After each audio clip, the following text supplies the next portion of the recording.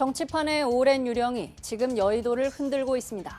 2년 전 더불어민주당 전당대회를 앞두고 다수의 돈봉투가 뿌려졌다는 의혹인데요. 드러난 얼개는 아직 엉성한 수준이지만 검찰 수사는 속도를 내고 있습니다. 금권 선거는 말 그대로 돈의 위력을 이용한 선거입니다. 온전한 민주주의가 정착되지 않은 국가에서 나타나는 후진적 매표행인데요. 당내 선거라고는 하지만 21세기 한국 정치에 등장한 금권 선거 의혹은 그 자체만으로 새삼 충격을 주고 있습니다. 요지는 이렇습니다. 2021년 5월 치러진 민주당 전당대회를 앞두고 당대표 후보였던 송영길 후보 캠프에서 9,400여만 원의 불법 자금을 살포했다는 의혹입니다. 당시 전당대회 결과는 송 후보의 승리로 돌아갔는데요.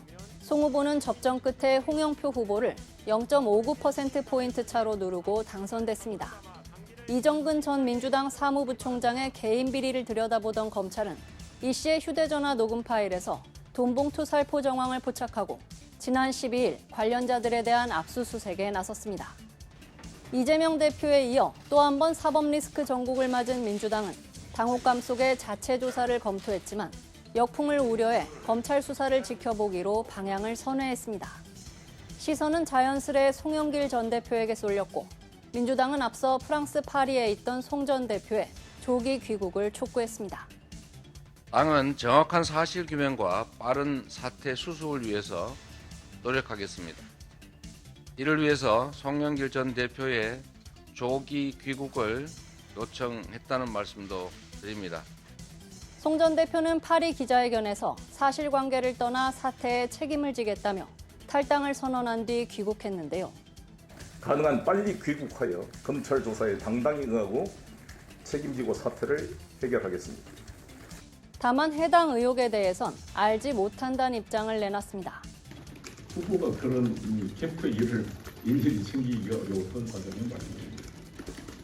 만에 하나 사실로 밝혀진다면 한국 정치의 시계를 수십 년 전으로 되돌리는 일입니다. 그럼에도 의혹 앞에 선 민주당의 반응이 좀 석연치 않습니다.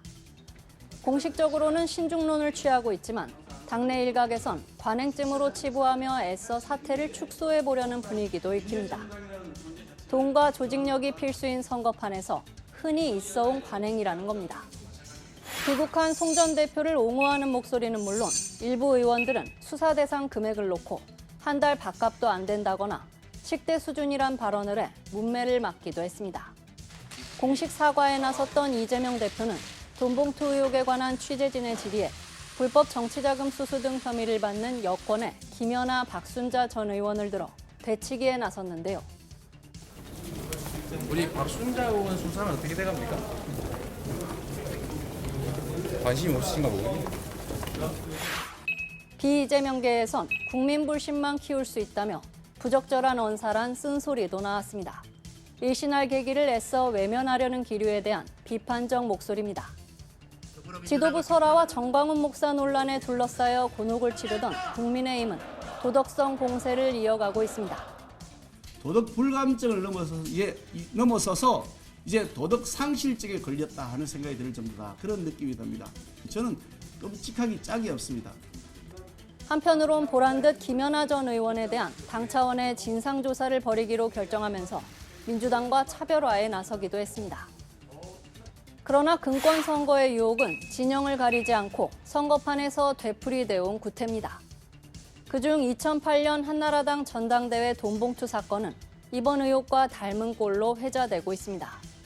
박희태 전 의장은 2008년 7월 전당대회를 앞두고 대표 최고위원 당선을 목적으로 돈봉투를 건넨 혐의를 받았는데 고승덕 전 의원의 뒤늦은 폭로가 도화선이 됐습니다. 4년 가까운 그런 세월이 흐른 지금 이 자리에서 말씀을 드릴 수 있는 것은 별로 없습니다. 모르는 일이다. 이 외에는 드릴 말씀이 없습니다. 재판에 넘겨진 박 전 의장은 교통비 지급 등 관행일 뿐 선거에 영향을 미치지 않았다는 취지로 주장했지만 재판부는 위법성과 비난 가능성이 크다며 받아들이지 않았습니다.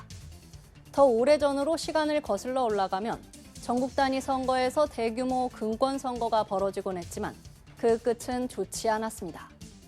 권력 연장을 위해 각종 불법 행위가 자행됐던 3.15 부정선거는 오히려 이승만 정권의 몰락으로 이어졌습니다. 1967년 제7대 국회의원 선거는 이른바 고무신 선거, 막걸리 선거로 불리는 오명을 썼는데 농촌 지역의 막걸리와 고무신을 살포하는 매표 행위로 부정선거 논란이 거세게 일었습니다. 이 같은 한국 정치사의 부끄러운 단면들은 유감스럽지만 이후에도 최근까지 지방선거를 비롯한 크고 작은 선거에서 망령처럼 떠돌았습니다. 일단 이기고 보자는 승리지상주의와 걸리면 운이 나빴다고 치부하는 도덕 불감증이 어렵게 토대를 다진 민주주의를 훼손해온 겁니다. 정치권이 자초한 불신 탓에 국회의원들은 흔히 지탄의 대상이 되기도 하지만 사실 국가의 근간인 입법권이라는 큰 권한을 헌법상 보장받는 위치에 있습니다. 동시에 다양한 책무를 지는데 그중 헌법 제46조 1항엔 국회의원의 청렴 의무가 명시돼 있습니다.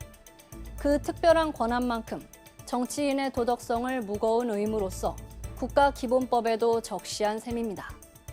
의혹의 진위 여부를 떠나 정치권이 이번 사건을 대하는 자세를 엄중하게 되짚어볼 이유가 여기에 있습니다. 지금까지 여의도 풍향기였습니다.